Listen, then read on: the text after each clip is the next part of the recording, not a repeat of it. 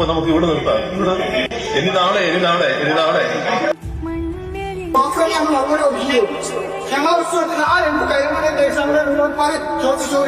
മറുപടി കൊടുക്കും. ഞാൻ കുറെ ആയിരുന്നു ചോദിക്കുന്നത് മോശമാണ്. ആളെ വിളിച്ചു ചോദ്യം ചോദിക്കാൻ പറ്റില്ല നമ്മളെ.